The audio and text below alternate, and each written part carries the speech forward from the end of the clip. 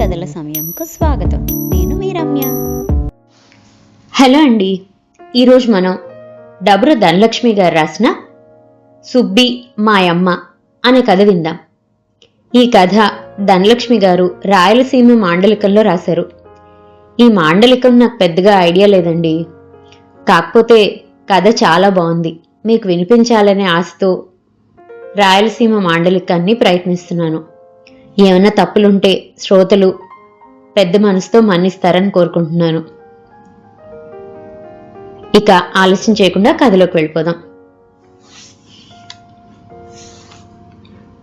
ఒసే సుబ్బి, నేనేసిన కేకతో నా పెండ్లం సుబ్బలక్ష్మి వస్తాండా, ఏంది అట్టా సేవి కోసం మేకకు అట్లా అరుస్తుండావో అంట పక్కింటి రంగమ్మతో మాట్లాడుతుండే మాటలు ఇడిచిపెట్టి బిరబిరా అన్న నా దగ్గరకు వచ్చి కాండ్లతోనే కన్రెప్పలు ఎగరేస్తూ ఏమి పిలుసుండావు అంది.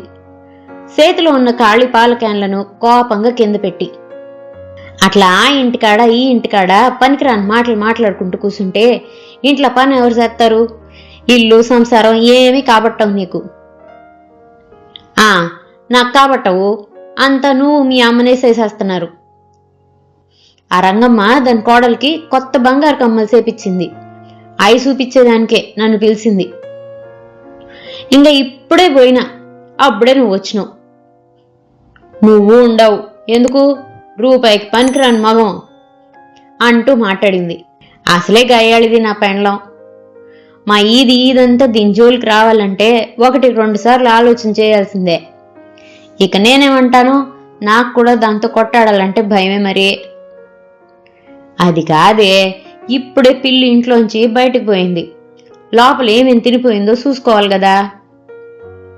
సర్లే గాని చిన్న మార్కెట్కి పోయి వచ్చినావా? చెప్పిన తరకారీ తీసుకొచ్చినావా? తెచ్చినాను. సరిగ్గా అప్పుడే మా అమ్మ కావేరమ్మ కుంటకుంటా నడుస్తూ వస్తుంది. చూస్తే మా అమ్మ కాలు నుండి రక్తం. వెంటనే ఎదురుగా పోయి ఆయమ్మను మెల్లగా కుర్చీలో కూర్చోబెడితి. ఏందత్తా, ఏమైంది కాలికి? బర్రెలేవి అంది సుబ్బి. కాళ్ళలోకి ఇనుప మేకు దిగింది. బర్రెలు ఆ అప్పిరాసేలోకి వెళ్ళిపోయాయి. సులక బర్రెతో బర్రెల్ని రక్తం ఉచ్చెలగొట్టాడు పాపిష్టోడు, ముందనష్టపోడు. అమ్మో, నీ కాళ్ళు చూడత్తా ఎంత రక్తం కారుతా ఉందో అంది సుబ్బి. అంట ఇంట్లోకి పోయి పసుపు పొడి తెచ్చి కాలి గాయాన్ని కడిగి పసుపేసి కట్టుకట్టింది మా సుబ్బి. నులక మంచం వాల్చి మాయమ్మను మంచం మీద కూర్చోబెట్టి తను బర్రెల్ని తీసుకురావడానికి వెళ్ళింది. కాసేపటికి బర్రెల్ని తోలుకొచ్చి గడ్డివామ కాడనున్న గుంజ కట్టేసి వంట పని మొదలెట్టింది సుబ్బి. సుబ్బలక్ష్మితో నాకు పెళ్ళయి ఇప్పటికి 7 సంవత్సరాలైంది. మా సుబ్బి వాళ్ళూరు సోమందేపల్లి. పెళ్లి చూపుల్లో సుబ్బిని చూడగానే నాకు మా అమ్మకి తెగ నచ్చేసింది. ఎర్రని రంగుతో ముద్ద బంతిలాగుంది మా సుబ్బి.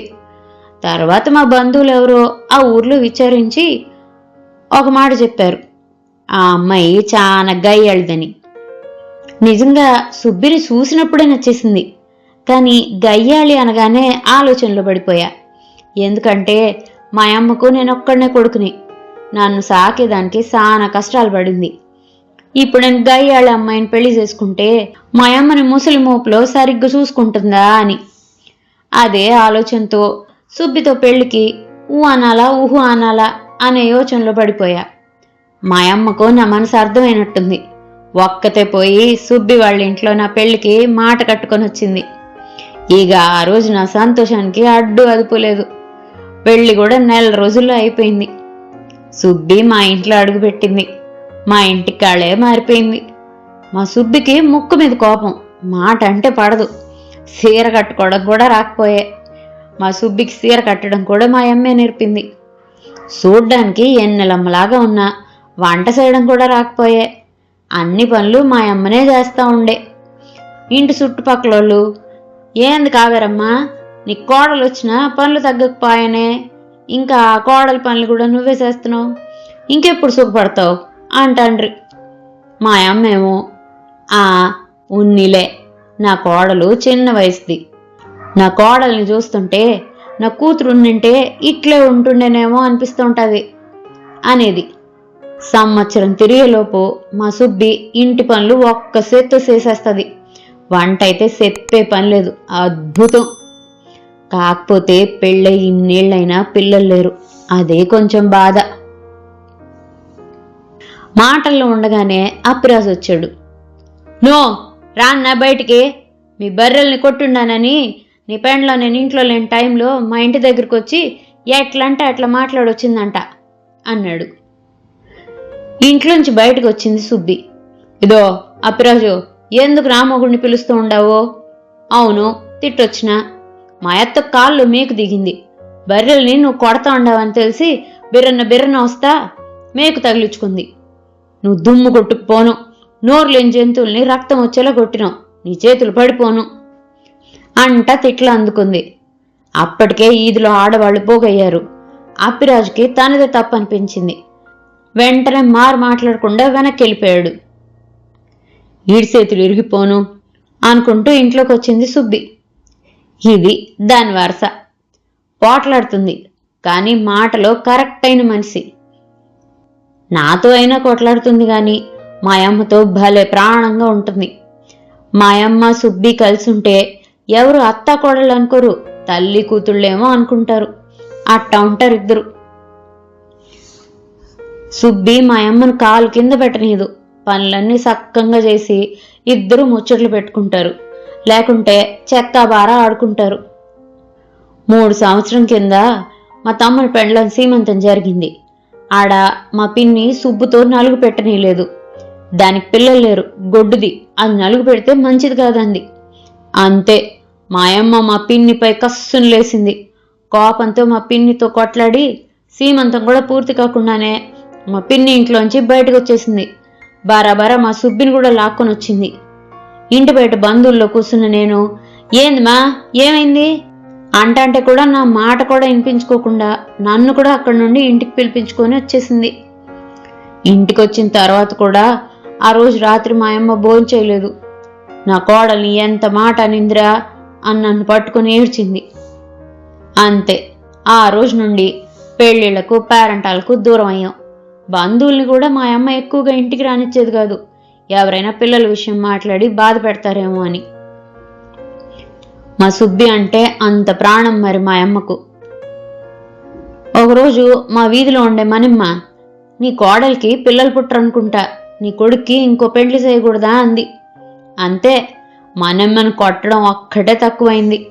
మా అమ్మ కోపం వచ్చి ఆ రోజు నుండి ఈ రోజు వరకు మనమ్మతో మాట్లాడలేదు. ఇలాగే ఒకరోజు సుబ్బి వాళ్ళమ్మ మా ఇంటికి వచ్చింది. మా అమ్మ చేతులు పట్టుకొని, వదినా, నా బిడ్డకు పిల్లలు పుట్టకపోవచ్చు, రాజుకి ఇంకో పెళ్లి చేస్తావేమో అంది. ఊరుకో రత్న, సుబ్బి నా బిడ్డ, నా కడుపును పుట్టకపోవచ్చు, కానీ నా కూతురు లేని లోటు తీరింది. నిజానికి నాకు నా కొడుకు కంటే కూడా నా కోడలంటేనే ఇష్టం ఎక్కువ. సుబ్బి నా బంగారు తల్లి.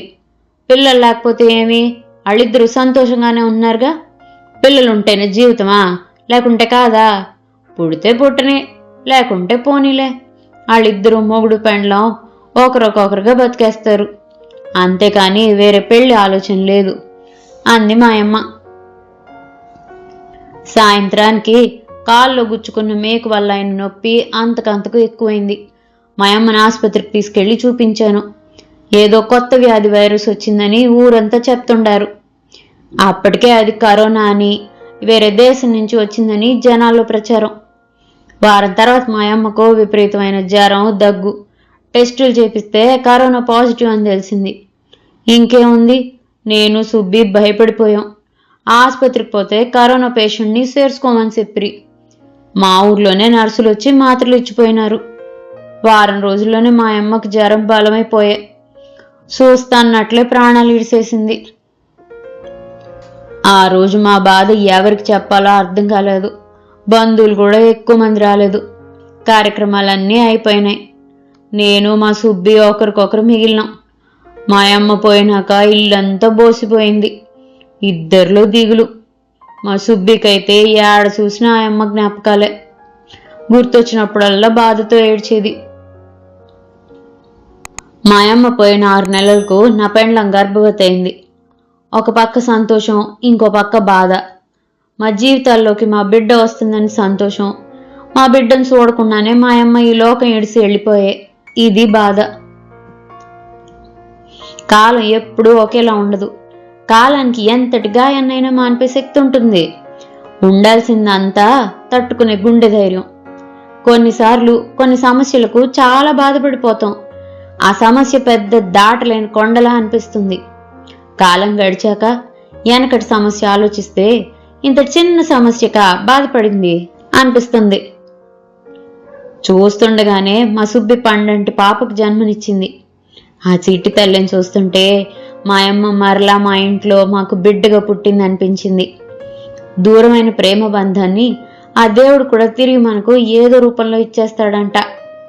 ఇప్పుడు ఇంట్లో మళ్ళా ముగ్గురం. మా పాపలో మా అమ్మ తిరిగి మా ఇంటికి వచ్చింది. పోగొట్టుకున్న బంధం ఎత్తుక్కుంటూ మమ్మల్ని చేరింది. ఇదండి డబుర ధనలక్ష్మి గారు రాసిన సుబ్బి మా అమ్మ కథ. నా రాయలసీమ మాండలికంలో ఏమన్నా తప్పులుంటే మన్నించండి. మరో మంచి కథతో మళ్ళీ కలుసుకుందాం. అంతవరకు సెలవు. ఈ కథ కనుక మీకు నచ్చినట్లయితే లైక్ చేయండి, షేర్ చేయండి. అండ్ మరిన్ని ఇంట్రెస్టింగ్ కథల కోసం ప్లీజ్ సబ్స్క్రైబ్ టు మీ కథల సమయం. Thank you.